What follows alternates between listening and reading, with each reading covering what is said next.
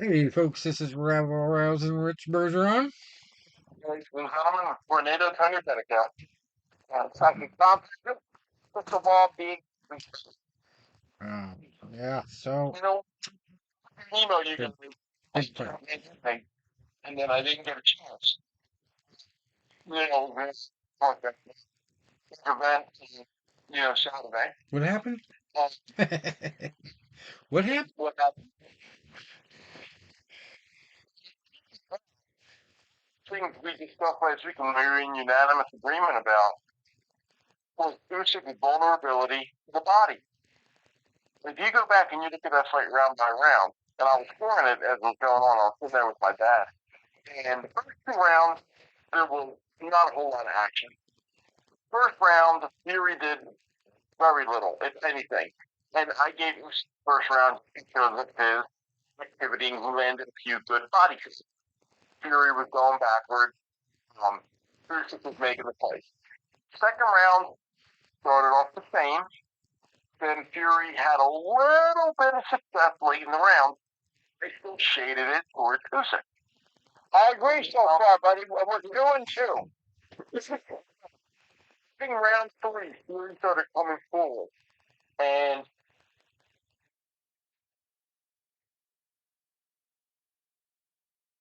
What happened? We lose Tony?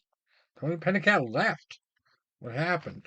yeah, He was so hyped up he hit hang up by accident. How do we do this now? Uh, People. But anyway, as we're waiting to figure this out, I could say that I only caught the fight from basically, I think, like the ninth round on. Uh, and I had not even seen that round where Fury got taken to the woodshed a little bit. Obviously, I've seen the clips since then. Ah, I don't know. I was watching the UFC fights, and then I didn't realize that fight was on, and I switched it. And so, yeah, I didn't watch the whole thing, but yeah, I was pretty sure that Usyk was going to win the decision after that, the way they were talking. There he is.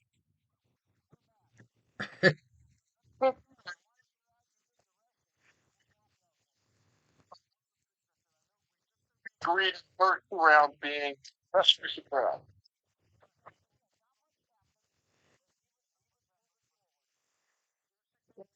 And then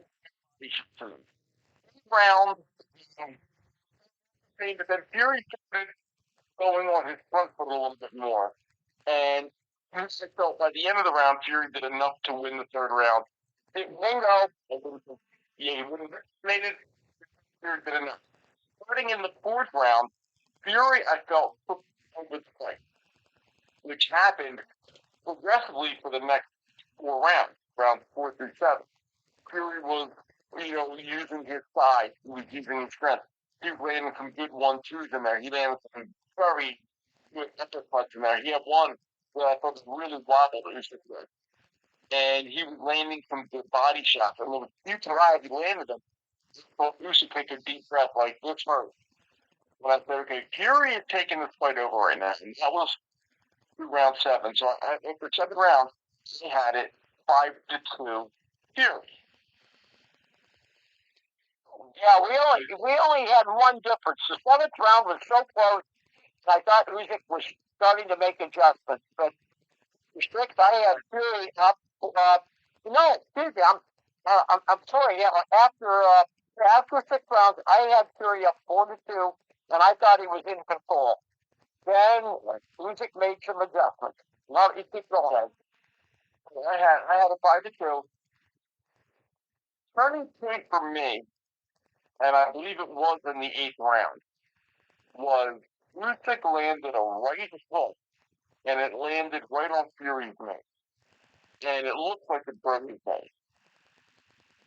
I don't have confirmation that it did, but when that happened, you saw Fury start swelling in his nose, showing visible discomfort tempered, and his right eye started. Yeah, he got him out. And again, he stopped his forward progress. You know, it's like the guy that was moving forward was leading the dance and had more offense. Now we get to round 9. Yeah, big round right now. Fury, and one of the things we said last week has been a weakness of his throughout his career, is when he tends to go backwards, sometimes with his height ends up being a disadvantage because he's such a large target going backwards, especially if he's standing in the air. And his hands are down at his hip. His hands are down at his hip. So if you look at some of the fights that hurt him, first Wilder fight, third Wilder fight, the fight with Steve Cunningham, which you were just getting known, this was like 10 years ago. Cunningham, who was a light punching cruiserweight, scored a knockdown on. Was the fight with Otto Wallin in the last round. He was backing up and he ended up getting slipped and stunned against the rope. So he was visibly discomfort with the nose.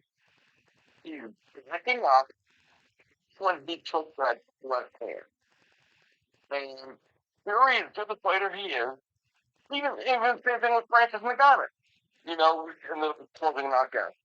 Good a fighter as Fury is and how talented he is, he's never going to get confused with a guy like Jake LaMotta for having a great chin. Yeah. And that left hand landed. Then the second one landed, and you saw whole Fury look at you shot the paddle. The full body. And then he was like he beat around the ring. Now, Yeah. it comes to the point of controversy. Pillar to post. I think, and you guys may or may not agree with me, I think the referee made the right because Fury was taking punches. I don't think it was time to. I mean, could he have jumped it when he was wobbling like that? Yeah. But in the heavyweight championship of the world, you've got to give them benefit of the doubt. Now, yes, sir. And when they gave the count, I saw a lot of people agreeing with the word in count. It's not amateur boxing. You don't give a standing 8 count. Who's wrong? He has discretion. Well, he was knocked down into the corner, wasn't he? Wasn't that considered a knockdown?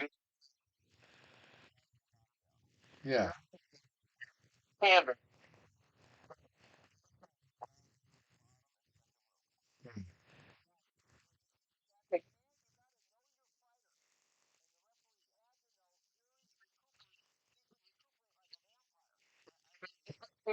Rising from the.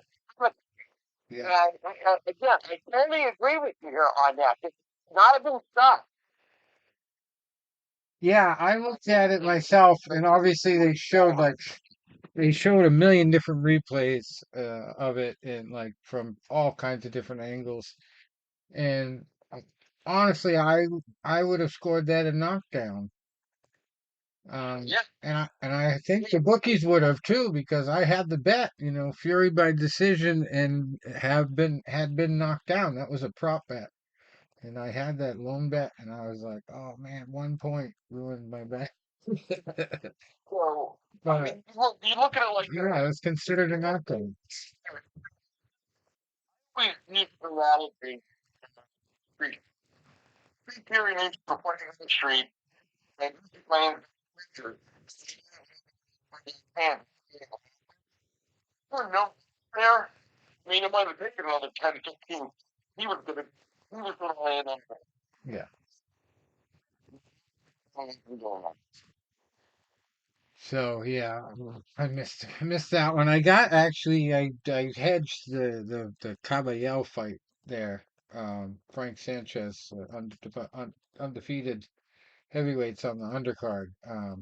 And I had the winning guy, Caballel, paired with TKO for Fury, so that didn't work out. My only other chance was that Fury would win the decision, and that would be considered a knockdown. So I Yeah, so didn't. let's Tony, I just see that, so big round in the 9th round. Um, Fury show was super hours, but thought, Usyk landed him. Gave the final 3 rounds, but going into the last round, I had Usyk up by was it 1 or 2? I'm trying to remember. I gave Fury one of those rounds. I drawn. I don't remember the Yeah, they were all real tough. Because I remember saying to my dad going into the last round, I kind of remember saying, whoever wins this round wins the fight. So I'm trying to think, if I had it even 6-8 with a knockdown in there, or did I say who's with that? That I don't know. The emotion and the excitement, and I didn't have it written down. But going into the last round, I either had it to have the knockdown, making the fight even, or I had it by Usyk, where he would have been up by 2 points.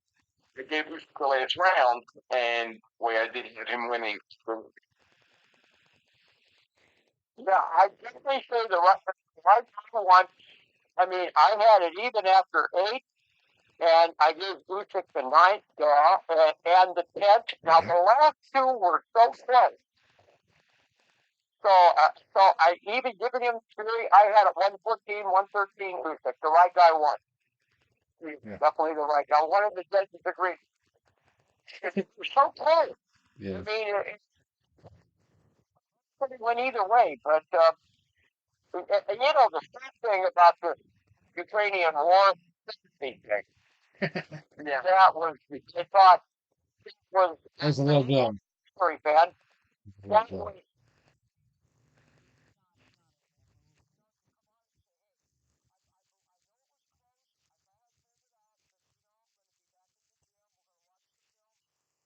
even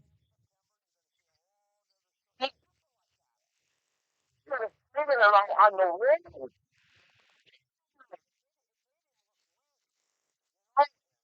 out. Yeah, there was another close fight with a Ukrainian later that night, and guess what? The opponent didn't say anything about any war. I don't think they even gave him the mic. Yeah, Wasn't that big of a fight, but anyway. um, Yeah, it was a I good mean, night for the Ukraine, country of Ukraine, that's for sure, for the boxing world anyway. Wow. we don't know.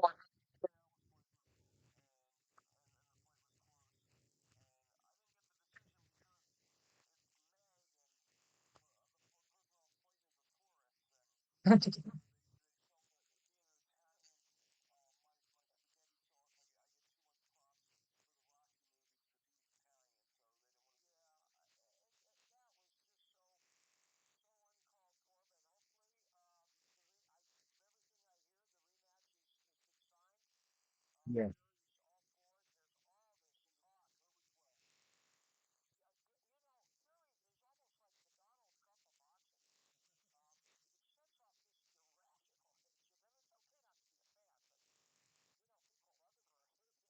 yeah.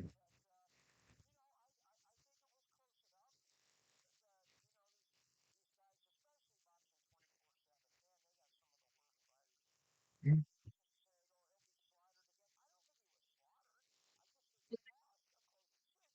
yeah. I said Usyk could do it. I thought he was gonna have to run to do it, but I didn't really bet heavy on it. He, he was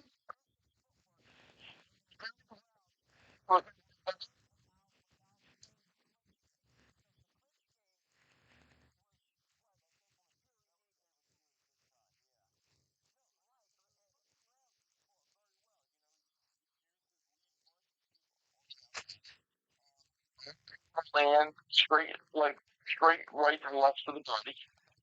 And, he was, Usyk has very good movement for heavyweight. Funny, Usyk and Fury both have good movement, but different types of movement. Usyk is he's a, textbook. I always use the word textbook with him. He does everything so textbook, the movement the right way, hands are up, very textbook. He's almost in the ring. I will tell you, for like Rich and I have discussed many times on this show. thought was going to start happening around the fourth round, where Fury uses movement, but you know, he's it's almost like an unpredictable movement. He doesn't even know where he's going until he gets. Yeah. If he jerks,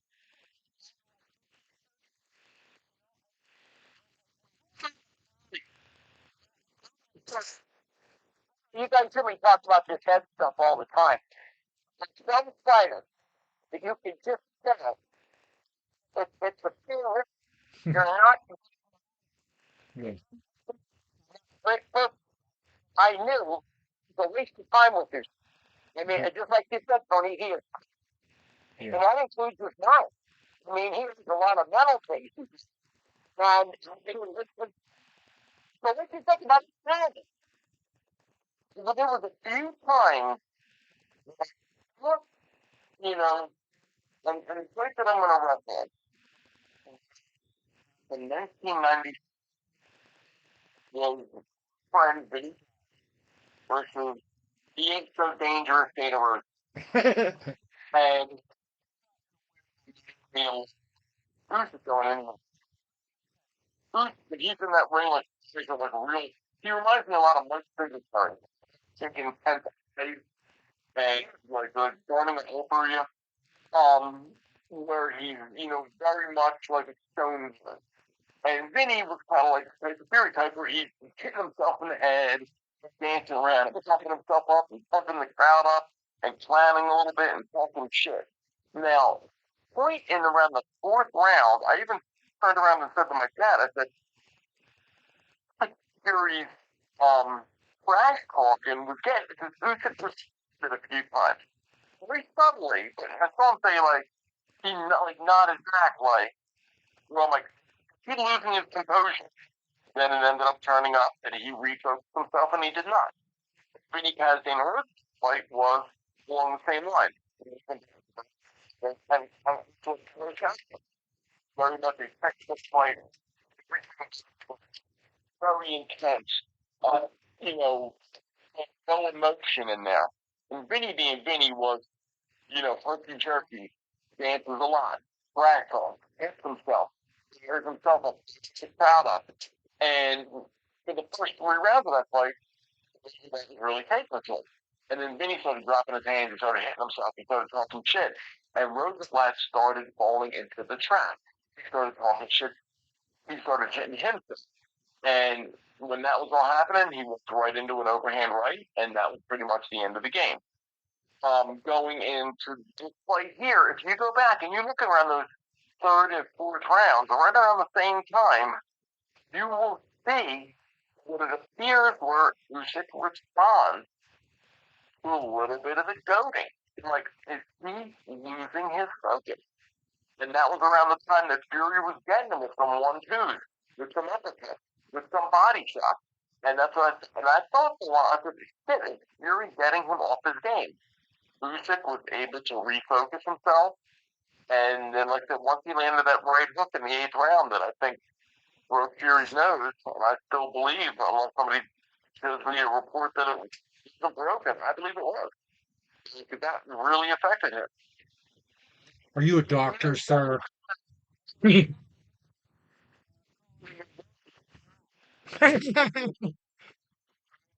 No. Or, Stop talking about my buddy.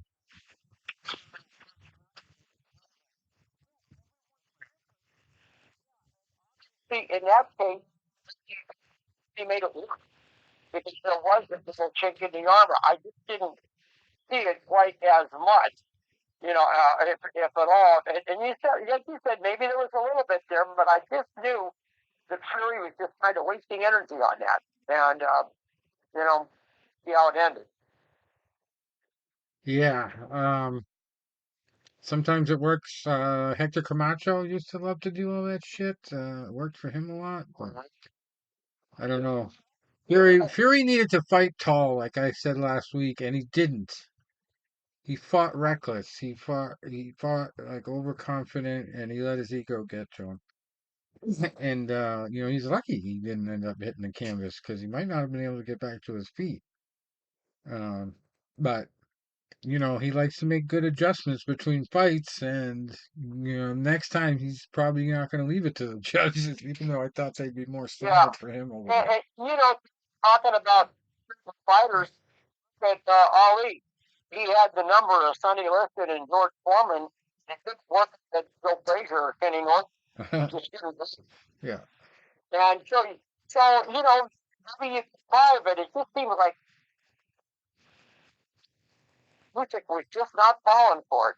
So we'll see what happens next time. I mean, I'll be excited with agreement. As you said, we really make some adjustments. Yeah. Here's how my day worked out. And I had fundraisers during the day. So, I need to kick out of this because, I'm dealing with a father who's not the most technologically, um, you know, proficient human being on the face of this earth. So that morning, I had to leave my house at 7 a.m. I had the first fundraiser. I had to be there by 7. So I get up nice and early, do a quick workout, get a shower in, you shave up, put your suit on. I'm getting ready to leave, and I'm like, let me order this fight right now, because I want him to try to go on to the zone and not know what to do, and then try to put my code in and all that. So fight's ordered, and I said, well, I'm pretty sure the card started at like, right? So I go to the first fundraiser, and then I had a few hours to kill. So I stop over at my friend's house, and he's like, yo, I want to order the plate. I said, okay. He's like, let me see if I can order it now. It was like 12 o'clock. I said, yeah. Okay. So he goes to order it, and next thing you know, the flight's on. Wow. Oh my dad, the Cobra flight's on.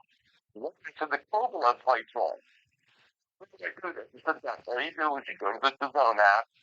It should say the flight. You select flight, you click OK. It's just, Or now they have iPhones. I have a Google Android phone. We can't FaceTime each other. One of my friends' wife work. I, I'm trying to FaceTime my dad. He won't answer, and I can hear. And I call the other phone with mine. And I'm like, Dad, that's me. Damn phone. Then they had to answer it. And then I'm trying to click FaceTime it and had to. Well, now, next time Mike takes it, he's like, oh my God. He's like, okay, tell them to hit space. And they FaceTime it. Show me the TV. I'm like, no, you gotta move it to the right. They got it almost like, you move your hand to the left. Mhm. Move your hand. And they're like, no, move it back to the left. Move it. We're not on here. You're good. Come on, buddy. You know what home was, right? I know 3 minutes in the opposite direction, and I had a fundraiser that 10 minutes from where I was. And priorities are Saudi Arabia starts. It was fun time. Yeah, they got it on. We FaceTime, and I'm like, you're not highlighting on the wrong thing. You got to move down one. Do the hit. Okay, it's called the last round of the Coconut Fight Weekend, and then I had to leave. Went to my second fundraiser, and I'm sitting there working out. I'm like, I gotta go. I jumped in my car. I was blowing red lights on. Didn't even get a ticket. And then I got home, like, literally the last fight was just ending, just as they were getting ready to, had maybe 16 minutes for the ring was. Not bad, but you missed some good fights. I know, but you know what? I mean, I had signed up to both these fundraisers months ago, Well, and if you got the zone though, you can watch them, right? You can watch the whole fight on recording. so, well, like that. Yeah, I did see that. We'll watch that. Gabriel is just aggressive. Yeah, Just he's a German, and he don't take no shit. now, this guy, he was a machine. Sanchez, now to be fair, Sanchez was wearing a knee. Now, I don't know if he had some knee problems and cardio. Yeah, got blasted to the body too. He's early on, couldn't, he just couldn't, just got up. Yeah. And the punches just came from angles. Then Sanchez just didn't have any answers. And then he got dropped. It was a body punching clinic. He got dropped from a left hook to the liver. And then dropped to the head. Yep. So I don't know if it was knee injury or if he was just, I could say he's overreacting because I know what his back is. Joseph Parker was doing the color commentary, and it looks like that may be the next fight. And that'll so it's just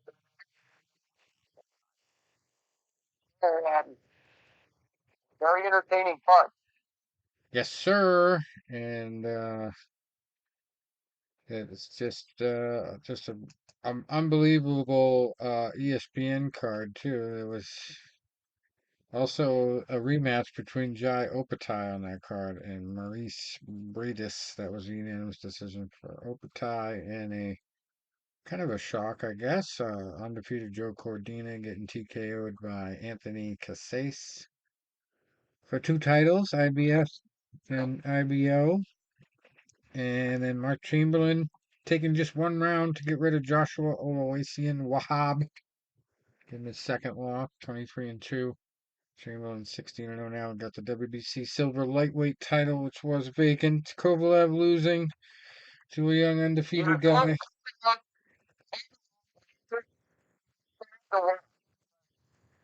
His power did not transfer away. It's just he was fighting cruiserweight. Yeah. And that happens. I mean, you look at Durant, okay, he was still for a welterweight. Still, he wasn't like me. Right. And with Kovalev, just again, he looked floppy. I mean, he didn't want to throw his right hand, and I may have given him a round or two out of sympathy, but he needed a knockout. And in the last round, he finally started, that toward the end, he was unflipping that right hand, and he paid the price. So he must have seen something early that he knew he'd get countered. So I think that's probably got to be it for him. I mean, it was bad watching it. It's the game. We all know what the game is. Yeah. It's a man's game. We had a great ESPN card. Dennis Berinchik edging out Emmanuel Navarrete in one of the sloppiest fights I've ever seen in a main event. Ugly fight. Navarrete just couldn't seem to get any rhythm. And Berinchik came on late, but came on strong and really made a case for himself, obviously, with a split decision win. Gets the WBO World Lightweight title. And it was a double upset because Giovanni Santillan, coming in undefeated, got knocked out by Brian Norman Jr., also undefeated, but Santillan was 32-0, Norman Jr. 25-0. And I was doing live bets on this one, and I saw it coming. Brian Norman was just taking control, and he had some knockouts to his credit, so figured that was going to happen. And Richard Torres Jr. took a little step up in competition, fought another undefeated fighter, and moves to 10-0 with a knockout over Brandon Moore. And a title, the North American Boxing Federation Junior Heavyweight Championship. If you don't know who Torres is, he was in the last But Olympics. are you a hockey fan? Me? Me? I've never been into hockey much. Mhm. The reason I ask is there was a guy played for Flyers in the 70s on the Broad Street Bullies named Dave the Hammer Schultz. You tell me that kid doesn't look like just like him. Kind of like he's a young Dave the Hammer Schultz. mustache and everything.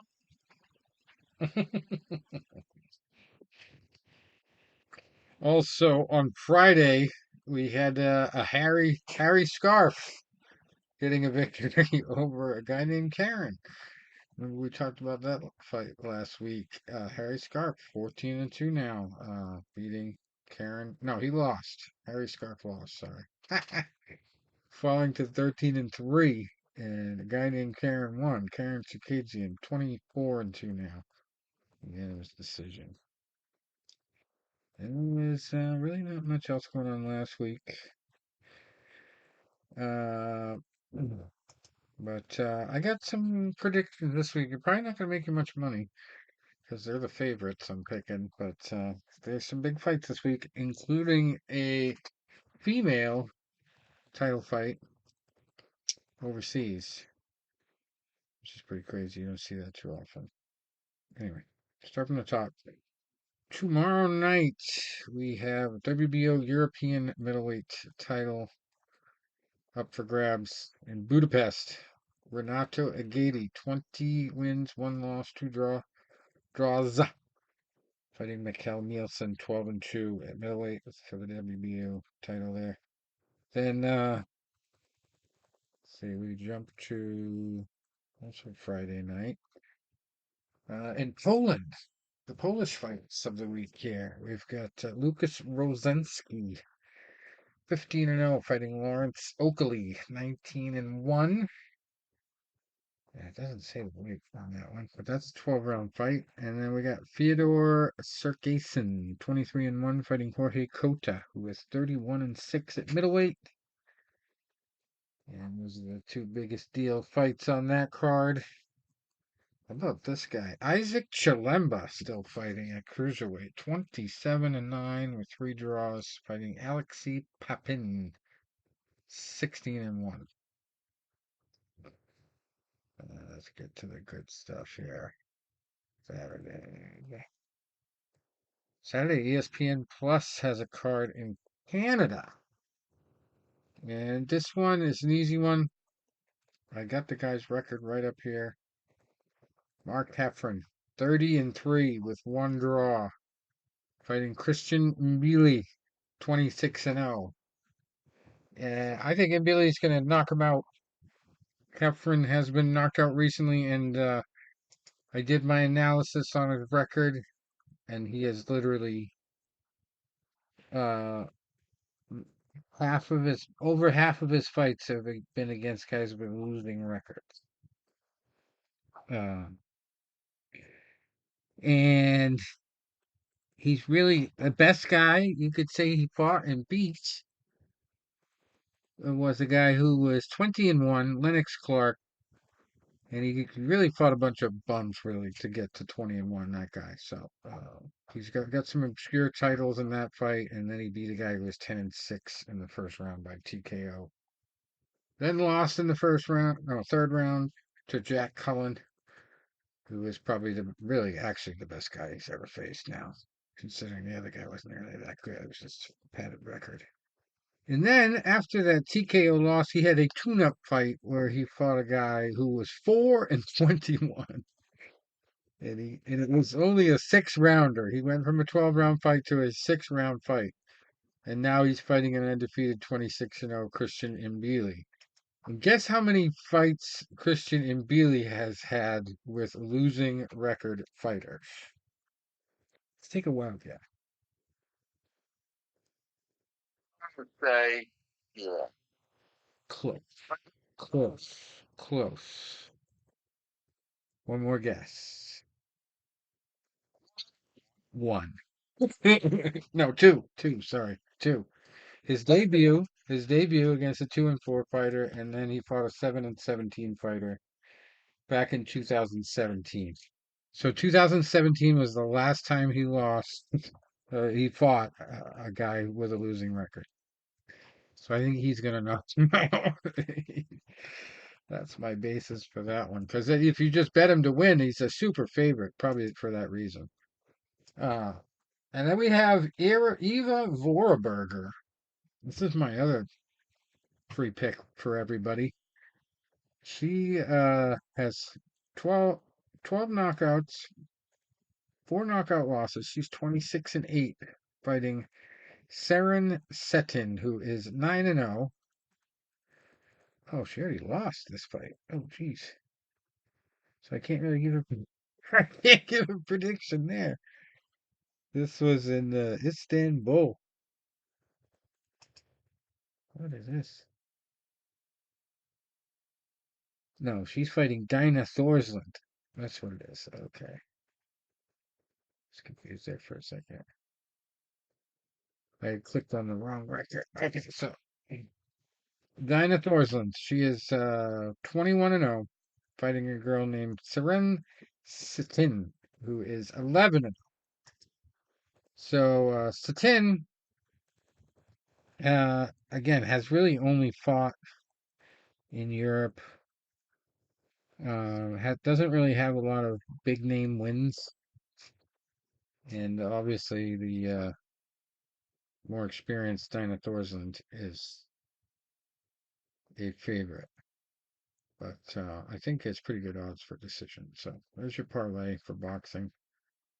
Her as a decision winner, at least maybe knockout winner over Seren Sitin, but it's 2-minute rounds. So even though she's coming off a knockout win over Mary Romero, who's 9-4, she's going up against an undefeated fighter here. So let's say TKO maybe, decision likely.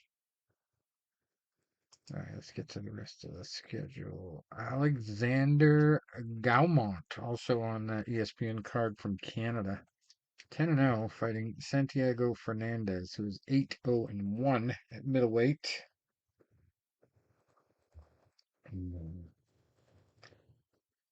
Good luck there. Somebody's always got to go. Yeah, we got some in Mexico. Rene Calixto Bibiano, 22-0, fighting Sicko Nquato. Nquathole. I don't know how you pronounce that. Nquothole. That's kind of a crazy one. 18-2 is his record at bantamweight. And then we got Eric Badillo, 13-0, fighting Luis Rodriguez Rodriguez. What kind of name is that? 10-3. He's Rodriguez squared, they should call him. Luis Rodriguez Rodriguez. It's not like they're spelled differently. Not like one ends in an S and one ends in a Z. They're the exact same name twice. I don't know how that happens. But anyway, that's for the WBC silver flyweight title. And we got over across the pond fights. Josh Taylor, 19-1, fighting Jack Catterall, 28-1 at super lightweight on the zone. That should be a good one. Then it's not if somebody's always got to go fight, but it's pretty close. And it's our Zorro fight of the week. It's Ellis Zorro, 17-1 at cruiserweight, fighting Kevon Clark, 8-0. Another guy who sounds like he should be a butler instead of a fighter. Who's Kevon? Can you get me my shoes? Anyway, Paddy Donovan, obviously, probably an Irish guy, I would say. P-A-D-D-Y is his first name. 13-0, fighting Lewis Ritson, 23-3 at welterweight. Also on this card from Leeds, England. Gary Cully, number 80 in the world at lightweight, fighting Francesco Patera, number 68. Patera, 29-4. Cully, 17-1. That's about it for the upcoming stuff. And we got to talk about some UFC fights last week and some Bellator fights. They're pretty entertaining. Lerone Murphy took it to Edson Barboza. I did not really expect that. I didn't really clean house on the UFC. I did win one big bet, but it was sort of by accident. Tom, you're gonna love this one. So I had a three-legged dog, we'll call it, underdog picks Demopolis, uh, Alatang and Carnelosi. 20 plus 2471, 2,471. $5 bet paid 128. And I say it was an accident because Ariana Carnelosi ended up winning by disqualification. Probably the very first time I've ever won a bet with a disqualification. For headbutts, and you could not argue with it because the girl she was facing, Piera Rodriguez, not only did it once and got warned, but did it immediately after she got warned again. And yeah, so she was pretty brutal after the fight. She was calling Carnelosi a quitter and all this other stuff. And Carnelosi was getting her ass kicked. It was bad. She was going to lose that fight. And, she got the gist that, hey, I'm going to get a win because she illegally headbutted me and it really did hurt that bad. I've seen worse. I'd say it was worse when it was like the debut of Elite XC, and they had one of the Gracie brothers or whatever, whoever it was, Renzo Gracie against Frank Shamrock, and there was like a borderline headbutt, and it ended up going DQ to Gracie. Crazy, stupid stuff. But anyway, this one was a little bit more obvious because, you know, she did get told not to do it again, and bam, does it immediately. And it wasn't brutal the second time, but it was obviously like the same intentional wanting to butt heads with her. So not smart. Anyway, won me some money. Vanessa Demopoulos said she didn't even have her left hand really at her disposal. She did all right anyway against Emily Ducote. And that was a close one too. That was a split decision win for me. But Demopoulos really, other than kind of a sloppy defense, she really didn't leave any doubt in my mind she won that fight. And Hailey Alatang, big upset against Clayton Rodriguez. Big upset. That was across the board. All the experts says Alatang's not going to do anything in that fight, and he won. So that was good stuff. Magomedov over Warley Alves. That wasn't really a surprise. Unanimous decision. Melissa Gatto over Tamira Vidal. She was the favorite. That was a TKO by punch to the titty. That's the first time I've ever seen it. But it finally happened in female MMA. A punch to the breast ended the fight. Vidal like grabbed at it like she was gonna get time for a low blow, and the ref stopped the fight. And then when they were announcing the winner in the middle of the cage, Vidal had an ice pack on it. So I guess it happens. Gata was pretty handily winning the fight up to that point, but you'd rather see it a body shot or a head punch. But it was to the breast. Anyway, face crank submission after that for Umar Sy over George Tokos. I thought Tokos was going to do a lot better in that one.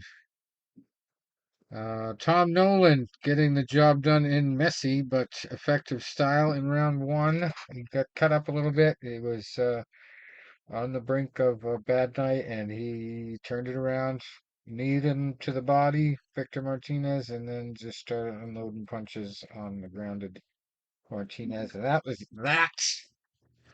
And then probably the fight that really screwed me because I never in a million years imagined Angela Hill winning by submission. Had her either by decision or Pinero by submission.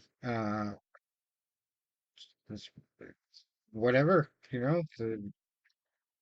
the submission god said it was going to Angela that night, and she got a surprise choke. And that was that second round, 4 minutes and 12 seconds. I had that fight hedged three ways. I thought, well, whoever wins, it's going to go the distance. And I had Panera on one side by submission, or Angela by decision. I thought I was all set. But nope, not to be. Good thing for my accidental win. And then Adrian Yanez beating Vinicius Salvador. That wasn't a big surprise. That was a knockout in the first round, 2 minutes and 47 seconds in. After Themba Garimbo's last performance, I thought he was going to get another knockout, but he took Ramiz Brahimaj to decision. And then Chaos Kalen Williams lived up to his name with a knockout of Carlston Harris. With some vicious punching. And then Lerone Murphy just put on a offensive clinic over 5 rounds with Edson Barboza. This was not close at all. That was a unanimous decision win for Murphy. I didn't really have much hype on him. I thought Barboza was going to mow him down. I did win a little bit of money thanks to the main event of Bellator Champion Series Paris, which was Patrick Mix versus Magomedov. This was a rematch, and I believe the first one ended with Mix winning by submission, and this one was a decision. Magomedov was, I think, one judge had him up. The other two had Patrick. So it was a decision there. Then we had Cedric Doumbé just dismantling Julia Willis with a first round TKO. And they're hyping up now a fight between Doumbé, who is like light heavyweight, 175. No, that's boxing light heavyweight, what they call it. This was a 175 catchweight fight. But he is priming up to fight Anthony Pettis. No, Sergio. No, Sergio is his brother, right? Yeah, Anthony Pettis, um, who I thought retired and went into boxing and promotion. So, yep, Anthony Showtime Pettis is going to come back and fight Cedric Doumbé, who seems like a young go-getter. And I don't know. I don't know if that's a good fight to come back to. We'll see. Then Costello Van Steenis, quite the upset against Gregory Babine. A shoulder choke submission. Um, I thought the Spaniard was too back and forth lately on his fight record to do much in this fight against Babine, but nope. Babine lost by submission. Then Yves Landu over Jonas Bellarino by split decision. Archie Colgan over T-Bolt Gouty by unanimous decision. The fat guy named Slim won his fight. Slim Trabelsi. Not really fat, just he was tall guy, tall, muscular. Louis Sutherland just was it's not enough. He just didn't have enough technique, didn't have enough gas tank. He looked like he was so he signed up for a bar fight and they put him in a professional MMA fight instead. It didn't work out. Mansour Barnawi at lightweight took out Usyk Yachi by Bravo choke in the first. Mike Shipment won by TKO in the first over Stephen Hill by retirement, which you don't see a lot in MMA. I think you should see more of it. Fighters should be protected by their corners too, and we should see more towels get thrown in, but we don't. It is what it is. But anyway, Aspen Lad beating Katerina Shakalova by unanimous decision before that, and Asael Ajuj beating Bruno Fontes by TKO in the second round. First fight of the night, 1 minute and 11 seconds into the second round. And I don't know what this is, but over in Bangkok, Thailand, they have a one championship, one Friday night fights, 64, and it's just one fight, period. There's no card, just one fight. I don't know how often they do this. I just don't report on it, or I don't check it every week, but I thought that was weird. But it's Isfaq Saeed, who is 5-0 against Felipe Negochadel, who is 6-1 at featherweight. That's the fight. May 24th. Probably going on in like 2 hours because it's over in Thailand. Anyway, And then the next big UFC fight, we don't have one this weekend. It's Memorial Day weekend here. Islam Makhachev and Dustin Poirier fighting on June 1st. So we'll talk about that one next week and the rest of that card. And we have a gimmick crossover fight. Not really crossover, but sort of crossover because they're boxing. Two MMA fighters are fighting each other in a boxing match instead of Jake Paul pulling one over boxing who's never done it before. We're gonna have Anderson Silva and Chael Sonnen. How about that? Wow. In a boxing match in Brazil on June 15th. I'm Anderson Silva is gonna beat the hell out of him. now. Chael Sonnen is all mouth and no action, I think, in this fight. I don't, I mean, he might take it seriously, he might train a little bit. This is in Brazil against a guy who has boxed professionally 4 times since he left the UFC. Two 1-1 in those fights. And the only loss coming to Jake Paul, and there was like a lot of speculation that was fixed, and especially when some of the replays showed that the spider did not really even get hit with the punch that knocked him down. That's what I saw from one angle. So, but anyway, it is what it is. Silva is definitely, I think, going to take care of business against Chael Sonnen. And if Chael Sonnen wins, he probably ain't going to make it out of the arena. No. It is what it is. All right. I think that's about it for this week. I don't really have anything else. No other events. It's hard to believe the UFC is taking a week off. Nuts. I don't know what if you guys ever have you guys heard anything on Ryan Garcia and the Devin Haney situation? Yeah, the second set came back on. Oh, Oh, okay. Yeah. oh wow, that's not good. Yeah, I literally just saw that. So that's big. That fight's probably going to get no contested, and I wonder how what they're going to do with the gambling situation. I guess they can't go back on that, right? You won the fight. You're not going to refund or take money from people after the fact.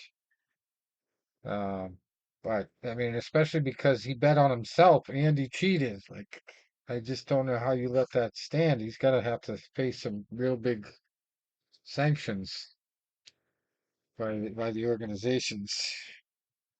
Craziness. But yeah, he's probably doing all right if he ever never fights again if he gets to keep the 10 million. Yeah, right. Not a lot of fighters get to do that off their own fights. You know, they got to pay all these people, and you know that's his money. That's all his money. You can bet on it. You know. Anyway, I commend your Phillies, Tony. They've been doing a good job. They did a great job yesterday for me.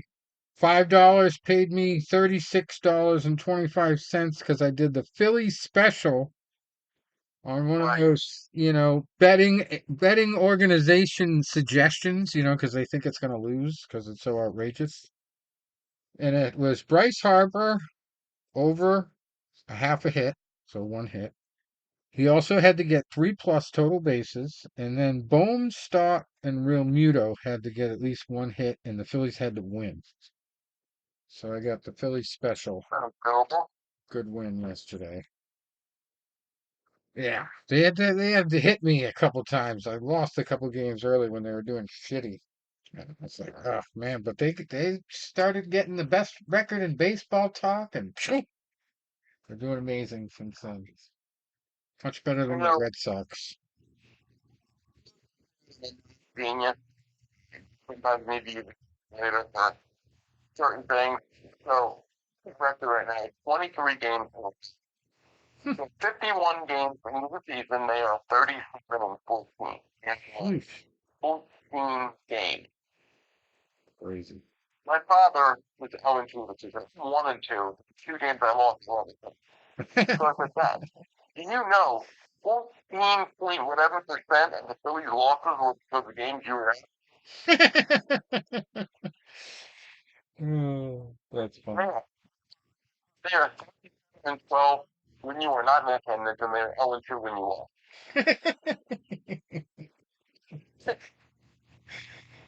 Stay away. Ah, Watch from home. Yeah. Oh, there's one game I was pissed. They lost. They had like a 12 game winning streak, and it was at home, and they just had the shittiest game. So they'll pay me back one of these days. Yesterday was the day. The Philly, and I know not to bet against the Philly special because you know it happened to the Reds. No, the Patriots. The Philly special. yeah. All right. So, Tell us. you know,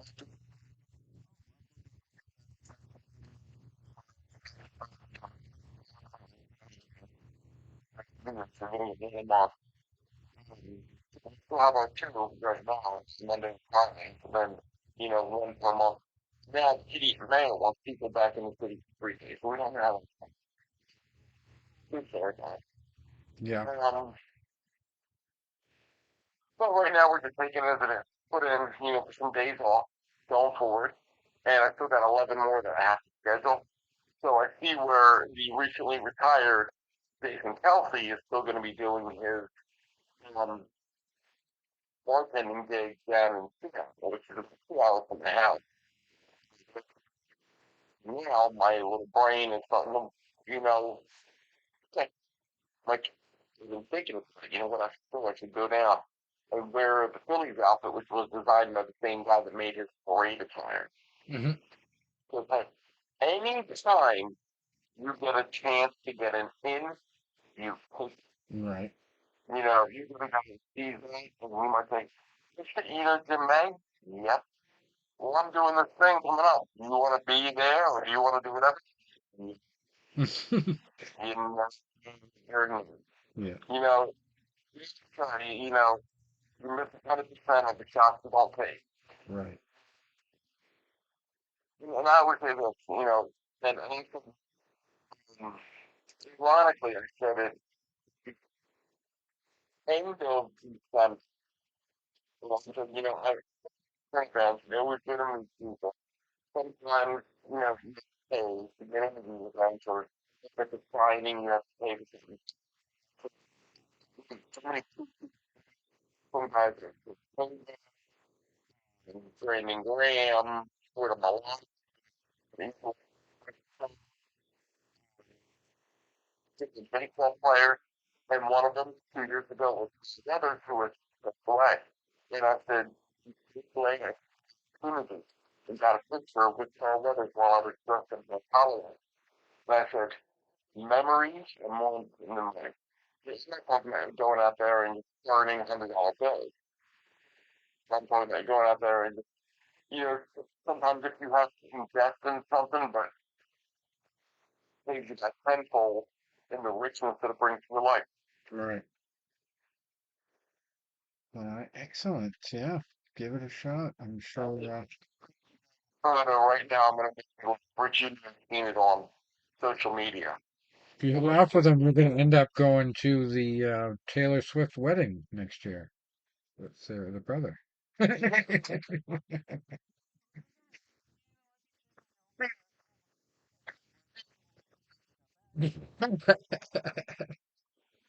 Uh, never know. Never know. Hey, you never know. Hey, just get on the podcast and promote our show. They have one of the biggest podcasts in the country, don't they? Right underneath Joe Rogan, probably. Crazy. All right. Well, good luck and get her done. Right, Till next week. Thanks for stopping by. all right, guys. Enjoy the fight. Sure.